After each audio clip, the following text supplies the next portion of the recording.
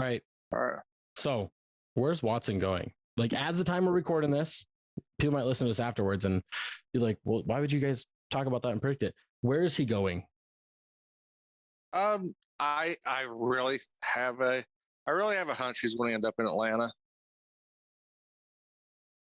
Apparently, I think Matt Ryan is guaranteed like $7 million, like some roster bonus on Friday, if he's still on Atlanta by Friday.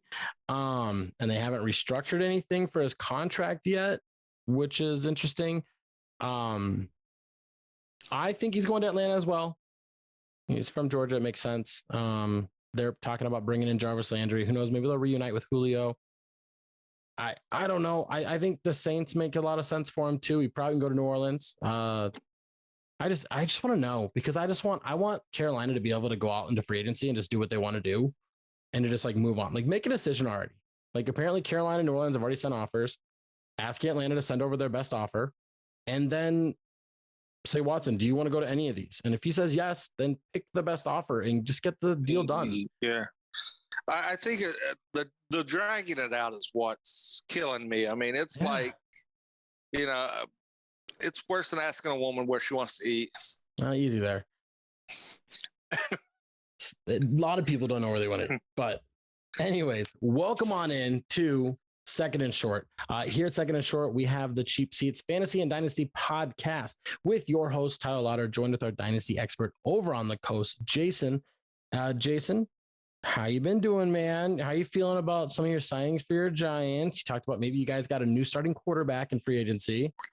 Yeah, I feel okay. I mean, we let Ingram go, which is basically cutting dead weight. I felt Tyrod Taylor coming in as a shocker to me, and I really think that he's going to push Jones for that starting position.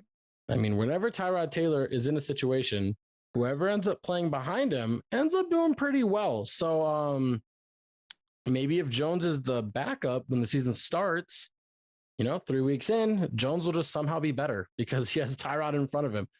But today's episode, as we kind of talked about there, we're warning about Deshaun Watson. We're talking about Tyrod Taylor. It's all about free agency going on right now, before the actual year date starts and everything, and all these deals that have went through, some trades that have happened. And we're going to talk about two, not necessarily players, but two sections of dynasty overreactions where we think guys are signing somewhere, getting traded to somewhere that the community is hyping up their value a little bit because they assume the potential is going to be there, which isn't always the situation that process and changes. But we're also going to talk about two sections where we think the community is undervaluing these new moves and new additions that we think are actually fantastic for value wise, and that you should go capitalize on these as soon as possible before people start realizing the true value. Be sure, hit that subscribe button down below here on YouTube. Follow us on all of our audio podcasts, Apple, Google, Spotify, wherever else they play podcasts. Like this video and comment down below your biggest overreaction or underreaction for Dynasty right now that you're seeing. With all that being said, let's go ahead and jump on into the first one, and that is the Miami Dolphins running backs. So Mike McDaniels, new head coach, comes over. He was doing all the running back scheming and everything over at San Francisco, where we had a constant running back carousel there. They have Myles Gaskin, so it looks great for Myles Gaskin. His value already went up just from that signing. And then we see Chase Edmonds gets a 2-year, $12.6 million deal. 6.1 of that's guaranteed, so that's good for him. And then they bring over Raheem Mostert, who gets a $3.1 million for a year as well. Now the running back room is looking like it did in San Francisco. Yeah, and which I don't know how this is really going to impact who you're going to be looking at as your RB1 in Miami. You got three possibilities. Now, Mostert is the one that I feel is on the outside looking in because the injury history, he does have a little bit more wear and tear on him. He's a little older, but he is a serviceable plug and play guy. He can go in. He's been out for the better part of the last 2 years with injuries, but he is familiar with the schemes that are coming over. So that gives him a leg up. So I think this is going to be a real headache. In fantasy terms, this is going to be the headache of trying to pick a New England running back. they're going to go with a hot hand. Sometimes you're going to see spikes on carries and playing time for one, and then the next week they're going to fall off dramatically. I think it's going to be the epitome of a carousel, and they're going to ride the hot hand. But I still like Gaskins. I still think Gaskins is the lead, with Edmonds being a change of pace that could come in, and you're going to have a 1-2 punch here. And Mostert's going to be pretty much the late power game that's going to be able to win when you get to the second half. Defense is being wore down. That he's going to be in there to add some explosive and give the other two a blow and a break. Yeah, and my biggest thing here is that we've already seen Edmonds' value kind of go up a little bit. And this isn't to say that we don't like Edmonds, because we do. We've both been owners of him this past year. Yeah. And, he averaged 12 points a game playing in Arizona, where he's sharing time with James Conner. He missed 5 games, probably say 6 games, because the game he got hurt in, I believe against Seattle. So he didn't get to play a full game there. Mostert missed the entire season. He had 2 carries in the first game, and then he had to have surgery. I think back in October, he had surgery on his left knee. Not like a tendon tear or anything, but he had some cartilage situation, and he's been recovering from that. And he's had, he's been fantastic. He's like a 5 yards a touch type guy, but Gaskins had the job in Miami the whole year and couldn't really hold on. They kept bringing in guys. Mike McDaniels, while he might be a guy that is going to gift running backs a little more value, he's going to play the hot hand, I believe. And I think if you own some of these guys, I would sell them on the hype of Mike McDaniels, just because I don't want to be that guy that's trying to decide which running back this week is going to be the guy that gets 15 touches. I don't want to do that. And for me, I think people are overreacting on Chase Edmonds a little bit, saying that, oh, now he's in Miami with Mike McDaniels, he's going to be the lead guy. Well, he still has a little bit of injury history. We have to remember that. And it's a crowded room with a guy that he likes more, that not necessarily likes more, but a guy that he has more familiarity with, and another guy that is already from that team who's familiar with the team itself. So those are 2 things going against Edmonds right now. I'm not against having those guys on my team. It's just a risk I don't want to take right now. And I think people are really, really wanting to kind of take that risk.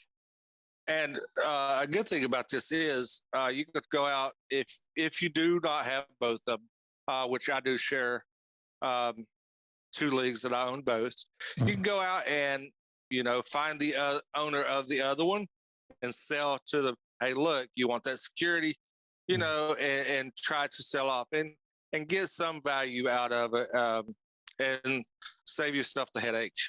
I think collectively all 3 will put together nice numbers for team running back numbers. I think like collectively, if they're all healthy, we could see something along of lines of like 1,800 rushing yards total between the 3, or maybe just like 2,000 all-purpose yards, something like that. Like somewhere between 1,500 rushing and about 1,000 receiving, somewhere in that range. I'd feel comfortable with all 3 of them if they're all healthy. But that's a big thing. If they're all healthy. I don't know if Duke Johnson's still on the team, or Philip Lindsay or Malcolm Brown. I don't know who's going to get cut from this team. The landing spot looks great at first, and then they keep adding more guys. And they might add another running back. They might draft a running back. Actually, they did draft a running back last year. Jared Dokes. Yeah, they drafted him last year, I believe, or brought him in. And so for me, I'm just like, you know what? Let's stay away from this right now. Let the rest of the people overreact, overpay.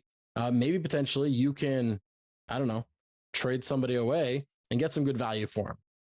Now let's talk about the next guy that people are kind of overreacting on a little bit. And this is a very hard one for us, because I think a lot of the community is kind of underreacting right now. There's a lot of people we could talk about, but David Njoku got franchise tagged, and then the Cleveland Browns decided they've been bashing on Baker Mayfield, essentially saying they're not going to trade him, but if they can get a better quarterback, they will.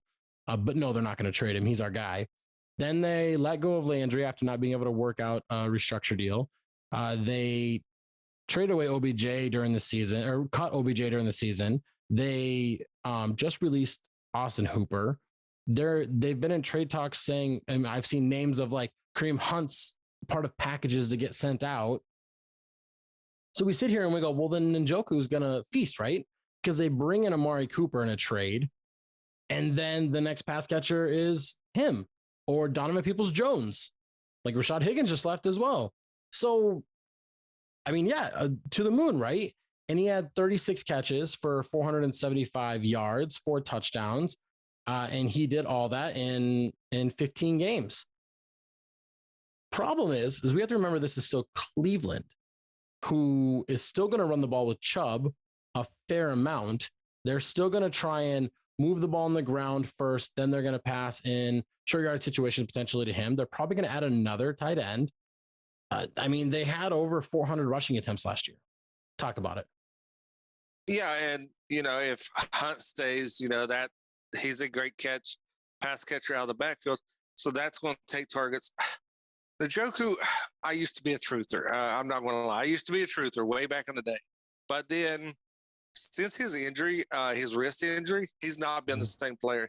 It's like it sucked his talent and confidence down with his talents. So yeah, I'm staying away from Njoku as much as possible because there's going to be targets, but who's going to be throwing the ball? Just as of recording this, Baker Mayfield requested a trade right before we started recording, and the Browns denied it. So there's going to be some bitter feelings there. So who's going to be the quarterback in Cleveland also will factor into this. So yeah, I'm staying as far away from him. I mean, it could be a situation. Could be a situation where at pick 13, if they trade, let's say they're all in on getting rid of Baker Mayfield. At pick 13, they can draft a quarterback. But that just, my thing on Njoku necessarily isn't that I don't think he's good. I think that he is going to cost more than he should right now, considering how little he's proven in the NFL so far. That's for me. That's where I'm at. And I don't think that the potential is there for him. He's got this athletic profile. He's to the moon. He's going to be, a tight end, a top 10 tight end if he just got more touches and everything. He still has to get those touches though. I'm okay to not deal for him at all. Watch him glow and get these touches the next year and be wrong. But I would rather do that than trade a decent amount of picks or a good player for a guy based on what is it, 5th or 6th year upside. It's not for me. I hope he does well, but I still think Cleveland is going to try and add another pass catcher because I don't think they're not going to sit with what they got right now. And they're probably going to add another tight end because they just got rid of Hooper. So why wouldn't they bring in another tight end? On top of that, this team loves Harrison Bryant as well, who's right behind him, who is an athletic profile tight end as well. So it's just, there's too much uncertainty for me. I don't understand why they franchise tagged him. I think people are going to look at this as there's nobody else there, so he has to get catches. That's not necessarily true. We've seen that in other teams, and it doesn't always come true. So yeah, that's where I'm sitting. Yeah, and I think what people would be asking for. I mean, where do you think people's expect to get value based on compared to what you value? I would not feel comfortable trading. I don't even know if I own like 212, I might be comfortable trading him. But at that point, why wouldn't I just try and take like McBride or somebody from the draft at that point that has the same type of upside, if I could get him based on landing spot. Yeah. But even not landing spot, they're younger and I just don't know if I could do it. In a single quarterback league, Dynasty Nerds, they just had a deal go down 2 days ago. Somebody traded Njoku and they got a 2024 first round pick for him. And wow. Yep. He's been used in a lot of packages. I also see him. He went for 2/3 as well from this year. So I think I would send 2/3 for I would send him. I think that's good there. Yeah.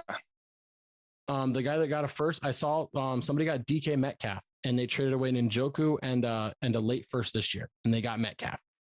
I saw somebody get Hunter Renfrow, and they traded away Njoku and a mid-second for Hunter Renfrow. So I think I'm not willing to buy in on him, but if I can get him for like a 3rd round pick or as a part of some package deal where I don't have a tight end on my team, I could do that. But I think there are other tight ends that you can go out there and get that hold more value that I would rather spend money on. I would rather give 2-1 for Dallas Goedert than I would to give 3-1 for Njoku.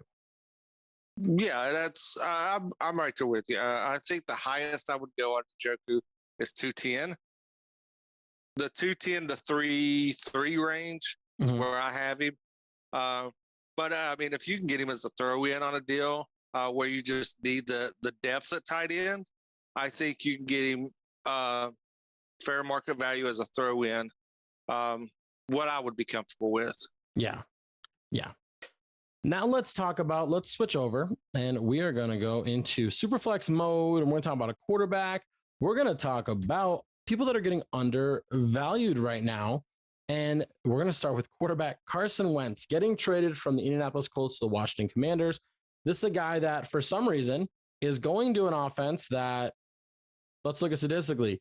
Last year, Taylor Heinicke threw 494 passes combined. I think their team threw over 500 attempts with the other guys that they had there, and Fitz for a couple of throws and Kyle Allen for some. 500 attempts sounds pretty good for Carson Wentz. Oh, wait a second. He had 516 attempts last year. What were his stats? He had 3,500 yards, 27 touchdowns, 7 interceptions, and then he had 1 rushing touchdown for 200 yards as well. He did lose 5 fumbles. So 5 fumbles is 10 points. So that cancels out, half his rushing yards right there are canceled out. But still, we're looking at a quarterback that had 28 total touchdowns and 12 turnovers total. And he threw the ball over 500 times. Why is that not valued? Why are people saying, oh, this is bad? Like, he's an upgrade from Taylor Heinicke. For those that argue that he's not, Taylor Heinicke had 17 turnovers and he didn't play a full season as well. Carson Wentz has historically been underprotected. He has been pretty much not had number 1 receiving options, hardly any of his career that were reliable number 1s. And he's just kind of always getting shafted. I think he is. Yeah, I mean, if you want a retrospect on how we felt when Wentz was with the Colts, go back and listen to our AFC breakdown when we discussed the Colts. And, we went into, how we value Wentz a little bit differently.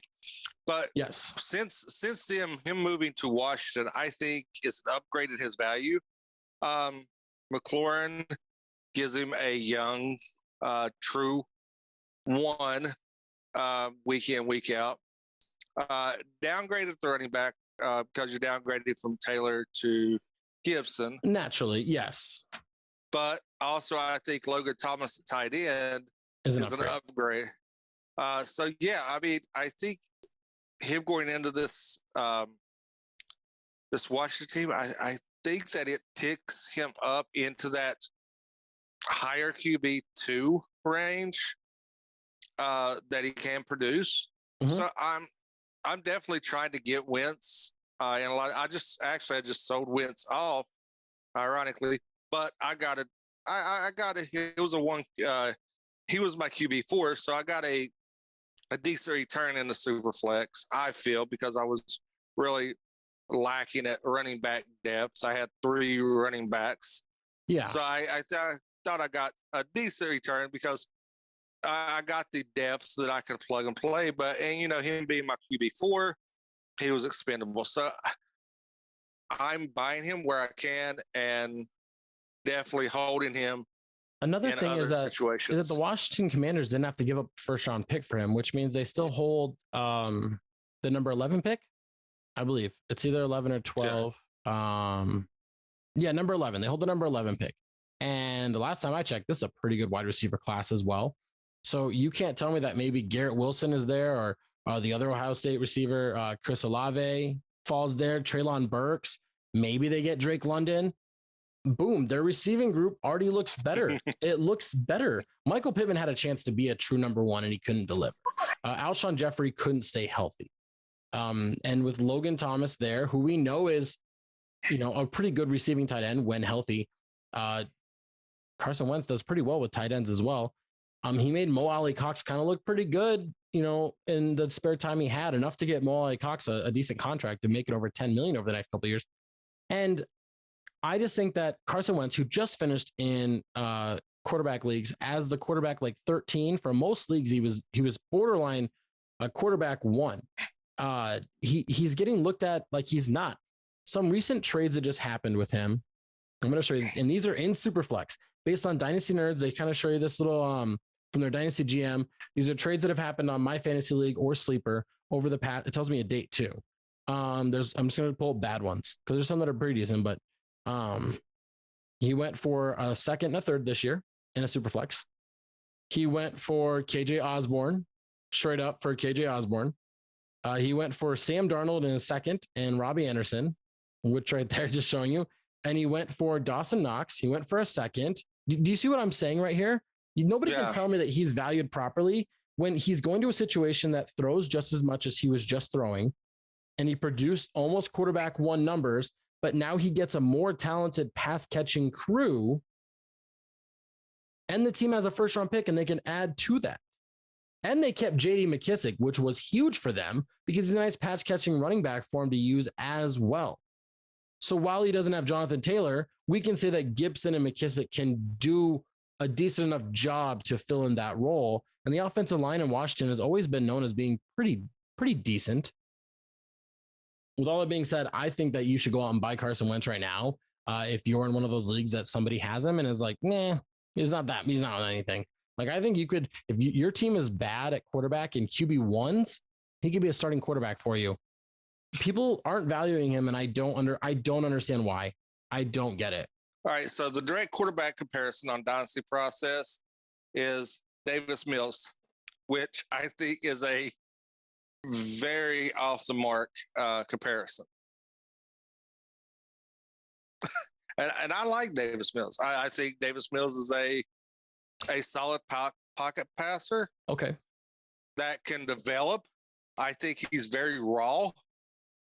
He was put in a situation where he was thrust into a starting situation that I don't think he was prepared for. But I think he has a lot of room to grow. But I would definitely take Wentz over him in a heartbeat. If I could give up Davis Mills and get Wentz and say a late second, I'd be all over it. Yeah, I mean, I would. Yeah, somebody might buy that deal, and they might take you for it. And yeah, so I think Carson Wentz is just highly undervalued right now, and I think that you can probably get him pretty cheap compared to most starting quarterbacks in all of your leagues, and that it's a move that you should actually go and you should try and do, in my opinion, right away. Now let's talk about our next undervalued guy, wide receiver DJ Chark, going from Jacksonville Jags, who drafted him. Now is leaving to go be the number 1 or number 2, whatever you want to say. I don't really care. To the Detroit Lions, 1 year, $10 million deal. This is a prove it deal. This is a guy that is 6'4", 200 pounds. He's a wide receiver 1 profile. A couple of years ago when he was 100% healthy, he had, 73 catches, 1,000 yards, 8 touchdowns on a poor Jacksonville team. And then he came out the next year, played 13 games, 53 catches, 706 yards, 5 touchdowns. But his average catches were about the same. This past year, only played 4 games, 7 catches is all he had. It just didn't work out for him there. He needed to change the scenery. Now he goes to a place that has no other receivers there. And why I think he's getting undervalued is because it's Detroit. It's Jared Goff. But that doesn't mean that they won't produce fantasy relevant.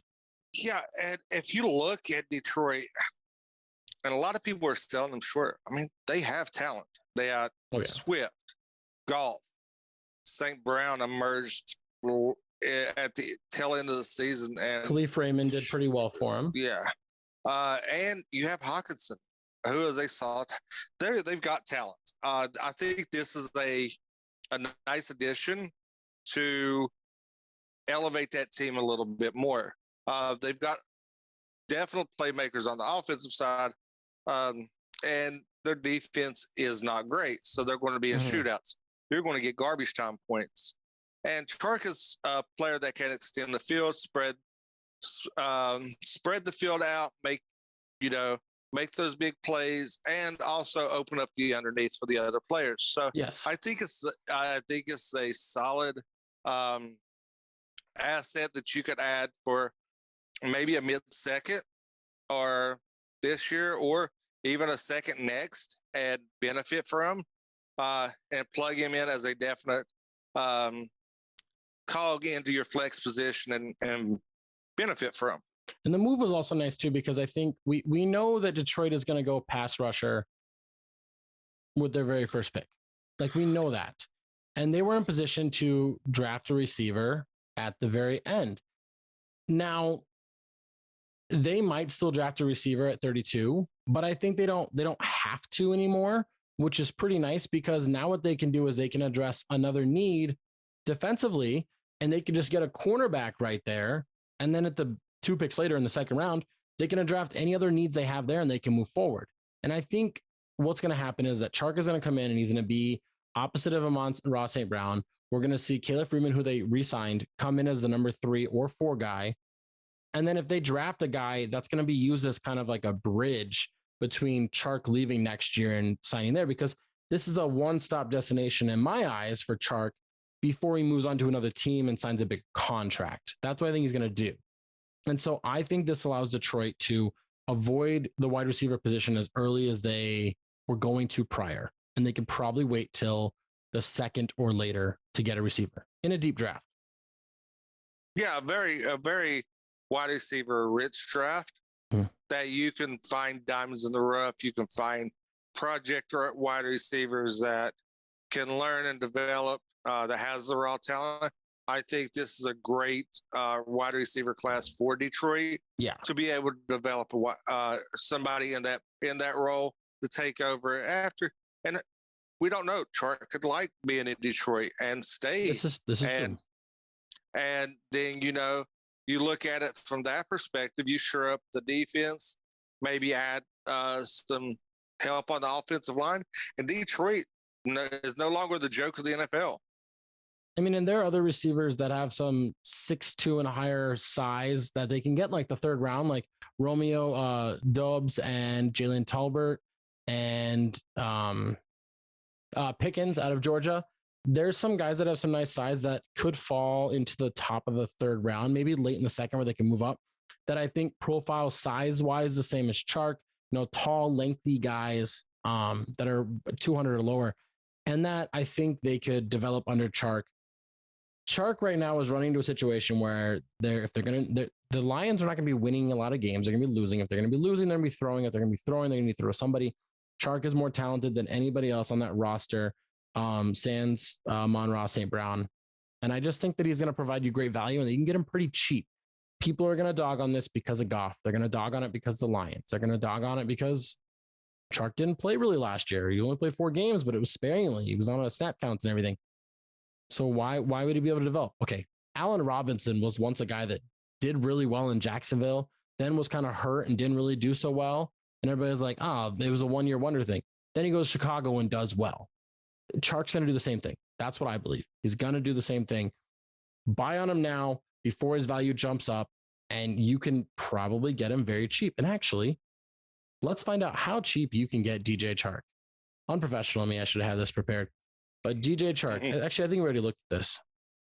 Yeah, we looked at it a few minutes ago, and it was he in a single quarterback league, he went for a second round pick this year. I would do that deal. Trying to think of single things that he's in. He went for Khalil Herbert and Cole Holmcomb. He went for KJ Osborne straight up. I would do that deal. He went for Ronald Jones. All these deals I would do. He went for Albert O. Somebody traded Calvin Ridley for DJ Chark. Somebody traded a 3rd and a 5th round rookie pick. Go buy DJ Chark right now. There's nothing wrong with him being your wide receiver 5 or 6 on your team. Nothing wrong with it. Go buy him right now. I'm gonna send out offers when this podcast is over. You want to know what's funny on Dynasty process? Mm-hmm. You want to know who the almost the direct correlation is? Who? Somebody that me and you talked about earlier, and your boy, Christian Kirk, is a direct correlation. Yeah. I mean, size wise, they're not the same, but yeah, for production wise that they should get, yeah, it should, yeah. And I mean, 2.4 is the pick that they've got him at. So I mean that bodes well with what me and you were saying. And I think that you can get him for cheaper than 2.4. That's the thing right now. You can get him for cheaper than 2.4. And if you can get him for a late second in this draft, I would do it, hands down. And that's going to do it for us here on episode 9 of the season 3 podcast that we got going on here. Episode, I don't know, 100 overall or something like that. 99, we'll say, I don't know. But thank you guys for listening and following along. We are here on YouTube. Like, subscribe, comment down below, everything that we need to keep us moving forward. Follow us on all of our social medias, TikTok, Instagram, Facebook, and Twitter. We have polls going up everywhere. You know, if you have a trade, we push it for you. Tag us in the trade. We'll retweet it as well. And also just don't stop making those dynasty trades out there. Now, if you guys want to catch us on other platforms where maybe you want to branch out and see other things, we're partners with the W2M network. You can also see Jason on his movie podcast there where they talk about various different types of movies. What's the name of that podcast again? It's a triple feature, and Damn You Hollywood. I'm on both. They asked St. Patrick's Day. Me and Mark just released our Leprechaun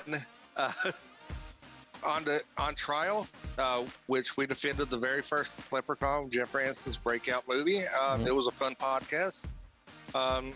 Coming up, I want to be doing the new Fantastical Beasts, new Jurassic World.